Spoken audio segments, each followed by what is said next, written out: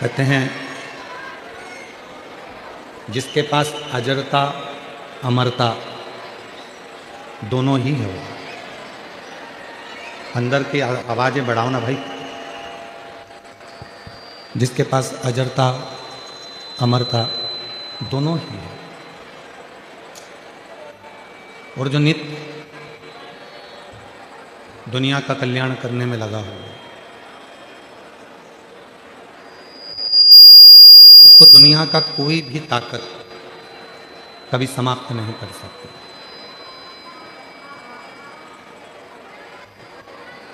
आप परमार्थ का कार्य करिए, आप अच्छा कार्य करिए,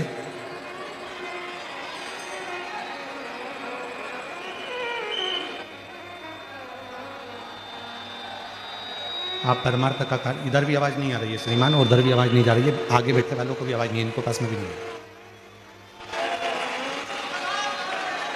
आप नित्य प्रति अच्छे कार्य के प्रति जब जागरूक होंगे, अच्छे कार्य के प्रति आप जब बढ़ेंगे तो ये निश्चित है कि परमात्मा आपका साथ जरूर देगा। हम जब कोई बेकार कार्य की ओर जाते हैं या हम किसी बेकार कार्य में लीन हो जाते हैं तो परमात्मा साथ नहीं देता, फिर भगवान साथ नहीं दे पाते।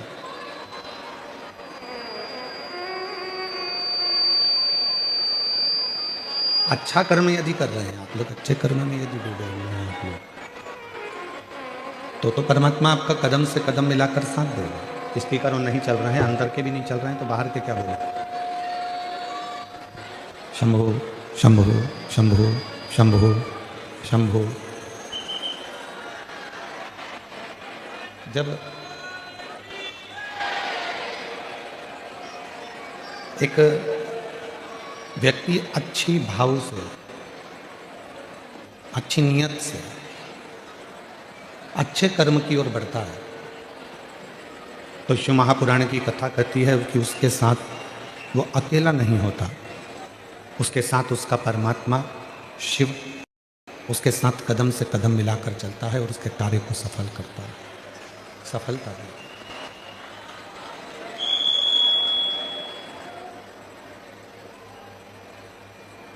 पृथ्वी पर बैठकर, भूमि पर बैठकर, घर में रहकर, फैक्ट्री में रहकर, दुकान में रहकर, जमीन पर रहकर हम धन का हिसाब तो रख लेते हैं पर अपनी श्वासों का हिसाब नहीं रख पाते।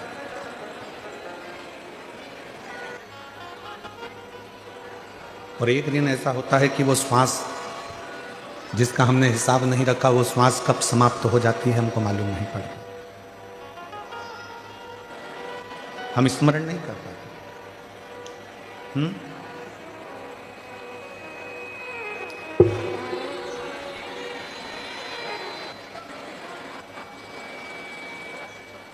हम उन श्वासों का स्मरण नहीं कर पाते।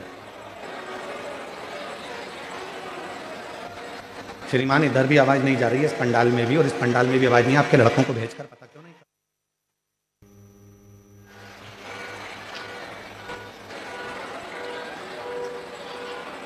शिव कथा कर रही है, भगवान शंकर की पवित्र कथा कर रही है, शिव महापुराण की कथा कर रही है।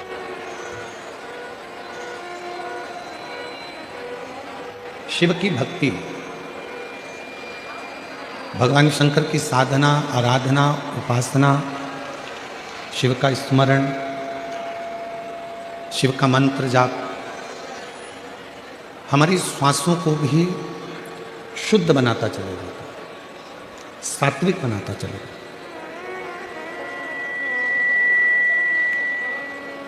कपड़ों की गणना आपके पास में है, अलमारी में कपड़े कितने हैं इसकी गणना आपके पास में है। कौन कौन सी साड़ियाँ हैं, कौन कौन से कपड़े हैं, कौन कौन सी जीन्स है, कौन कौन सी टी शर्ट है, इसकी गणना आपके पास है। पर कपड़ों की गणना के साथ में अपने कर्म की गणना आपके पास में नहीं। कपड़ों की गणना करना सरल है पर अपने कर्म की गणना करना कठिन है।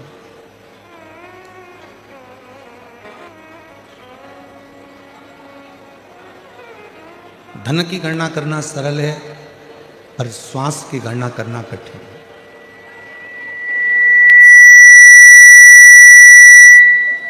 इन श्वासों से हम कितना भगवान का नाम लिए हैं, इन श्वासों से हम कितना परमात्मा का स्मरण किए हैं, इन श्वासों से हम कितना मंत्र जाप किए हैं, इन श्वासों से हमने कितना प्रभु का स्मरण किया है, ये आपके पास नहीं होगा। पर गरुड़ पुराण में एक लाइन लिखी हुई है कि व्यक्ति के जब प्राण छूटते हैं, व्यक्ति जब अपने प्राणों को छोड़ता है, गरुड़ पुराण कहती है, तब मरने से कुछ क्षण पहले उसने जैसा जैसा कर्म करा होता है, उसकी एक पूरी फिल्म उसके मरने के पहले उसकी दृष्टि में पूरी दिखा दी जाती है कि अब तुम्हें जाने के बाद कैसा कैसा कर्म का भोग भोग, कर्म का भोग कैसे भोग।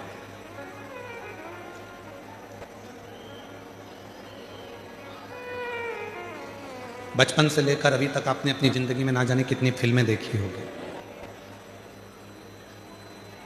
और जितनी भी फिल्में आपने अपनी ज़िंदगी में देखी होगी, सारी फिल्मों में एक चीज़ ज़रूर सिखाई जाती है, भले वो फिल्म कैसी भी बने, पर उसमें एक चीज़ ज़रूर सिखाते हैं कि जो बुरा करता है उसका अंत बहुत बुरा होता है।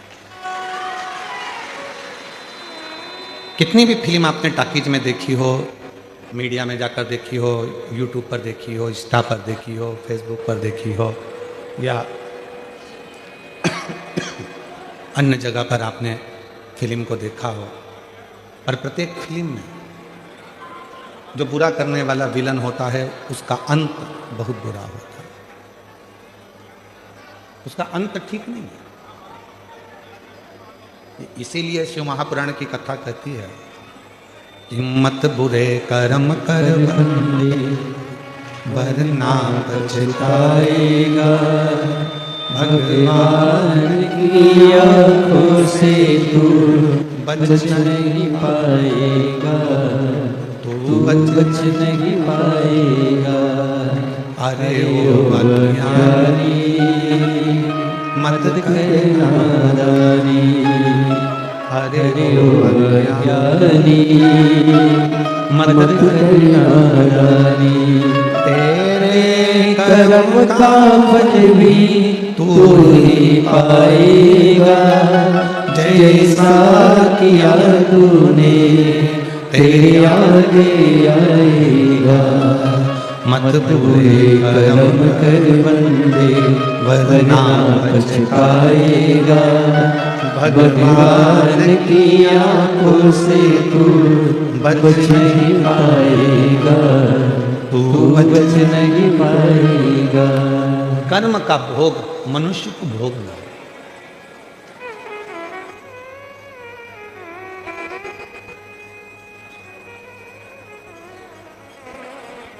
भगवान को मानो चाहे ना मानो, भजन करो चाहे ना करो, सत्संग करो चाहे ना करो, लोटा भर के जल चढ़ाओ चाहे ना चढ़ाओ, मंत्र जाप करो चाहे ना करो, पुराण सुनो चाहे ना सुनो, पर आपको अपने कर्म का भोग तो भोगना है। और कबीरदास जी ने बड़ी सुंदर भाषा में कहा है कि गुरु की करनी गुरु भरेगा और चेला की करनी चेला, और उड़ जाएगा हंस।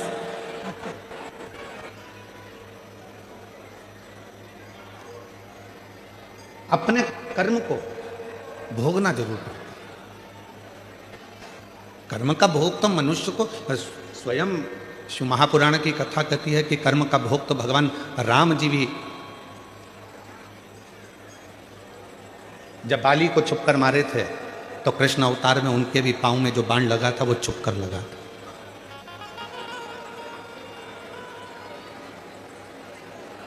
आप अच्छा कर्म करेंगे अच्छा प्राप्त होगा।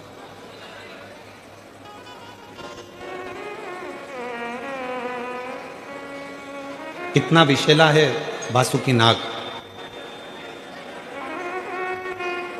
कितना विशेला है। स्कंद पुराण में वर्णन आता है कि वासुकी नाग एक ऐसा नाग था जो नाग हर 10 मिनट के अंदर अपना थोड़ा थोड़ा विष उगला करता। हर 10 मिनट के अंदर।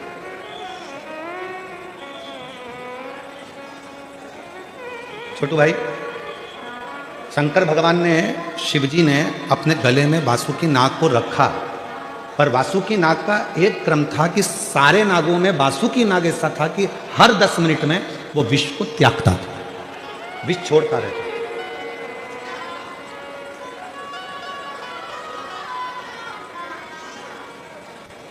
और वासुकी नाग जब विष को छोड़ता रहता था तो शिवजी से कहा भगवान ब्रह्मा ने, ये वासुकी है, ये विष निकालता रहेगा, आप इसको गले में मत रखो। शंकर भगवान ने कहा भले ये विष छोड़ता है पर इसको मुझे अपने करीब में रखना जरूरी है, वरना कोई भी इसको स्वीकार नहीं करेगा, तो ऐसे तो तुम नष्ट हो जाओगे। शंकर भगवान ने कहा अच्छा करने वाले को दुनिया में किसी की सामर्थ्यता नहीं है कि कभी कोई नष्ट कर दे, उसको बर्बाद कर, किसी की सामर्थ्यता नहीं है।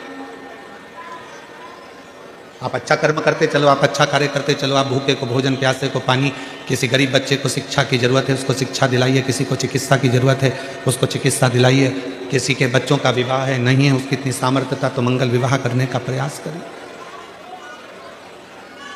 कुछ अच्छा करते चलो। अच्छाई देखिएंगे तो सुख मिलेगा। एक शिव महापुराण का एक बड़ा सुंदर चरित्र आता है।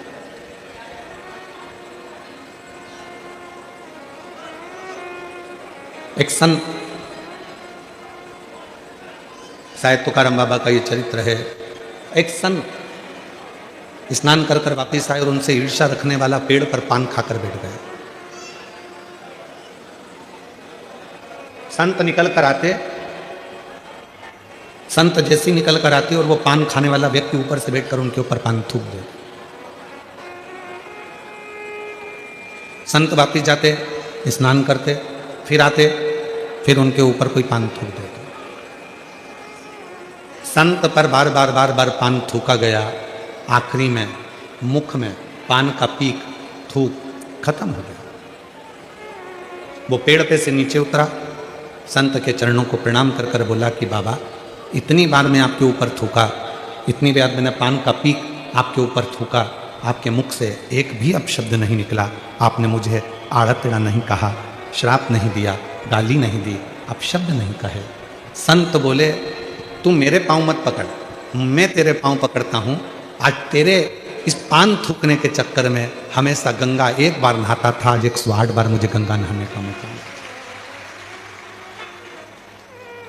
आज 108 बार मैंने गंगा का स्नान करा है और ये तेरे कारण करा है, ये तेरे कारण, ये कोई दूसरा नहीं कर। शिव कथा कह रही है, भगवान शंकर का चरित्र कर रहा है, शिव महापुराण की कथा कर रही है। अगर कोई तुम्हारा बुरा भी कर रहा है तो उसमें ये मत सोचना कि तुम्हारा बुरा होगा, आप अच्छा करते चलो। कोई आपका बेकार भी कर रहा है और अगर आप अच्छा करते चल रहे हो तो कभी ये मत सोचना कि आपका कुछ बुरा होगा, नहीं, कभी नहीं हो सकता। आप उसके आश्रित होकर चलो।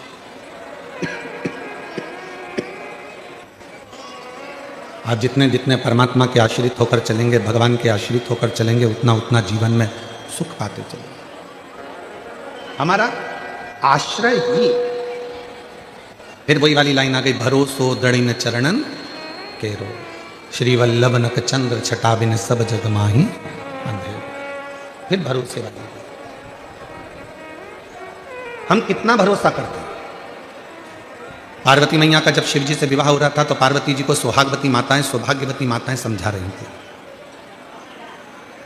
जितनी सुहागिल माताएं थी, नगर की जितनी भी माताएं थी, वो सब पार्वती जी को समझा रही थी कि पार्वती शिव जी से विवाह मत करो, उनका घर नहीं है, पर्वत पर रहते हैं, खाने का अन्न का दाना नहीं मिलेगा, तुम सही से रह नहीं पाओगी, उनके घर में कोई भी साधन नहीं मिलेगा, तुम रुकोगी कैसे, रहोगी कैसे, तुम कैसे रहोगे, कैसे रुकोगे, कठिन है, बहुत कठिन। तुम शिव से विवाह मत करो। जितनी हिमालय राज के नगर की जितनी भी माताएं थी, हिमालय राज नगर की जितनी भी माताएं थी, वो सब की सब ने हिमालय राज नगर की सारी माताओं ने जाकर पार्वती माता को समझा, खूब समझा। बहुत कठिन है। जब यहाँ कथा सीहोर से, जब कुबरेश्वर धाम से ये शिव महापुराण की कथा किसी नगर में किसी व्यक्ति को दी जाती है तो उसको कम से कम 50 बार समझाया जाता है। छोटू भाई, आश्रम का नियम है सीहोर कुबरेश्वर धाम का, कोई कथा लेने आता है तो उसको समझाते हैं। जैसे सम्राट भाई सुनील भाई कथा लेने आए थे पूर्व में, तो इनको भी, और अभी हमारे आशुतोष जी मिश्रा जी आए थे, सिंगर जी आए थे, इनको भी, स्वामी जी लड्डू गोपाल गौशाला वाले आए थे तो इनको भी, और जितनी भी कथा चाहे बड़ौदा में हो रही हो, चाहे सूरत में हो रही हो, चाहे मुंबई में हो रही, सबको पहले हमारा फर्ज है कि हम बता दें कि इतने भक्त आते हैं, इनको संभालना, इनको बिठाना, इनका भोजन कराना बहुत कठिन है। छोटू, इतने भक्तों को,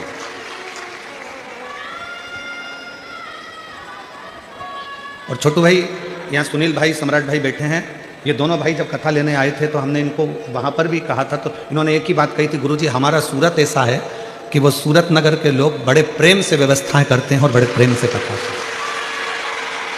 और जो आपने कहा था छोटू भाई जब आप मिलने के लिए आए थे अभी कक्ष में, कि हमारा सूरत ऐसा है, आपके शब्द थे कि सूरत में आप 10 बार भी आओगे ना गुरुजी तो ऐसा ही माहौल सूरत वालों का मिलेगा। ये आपको यही की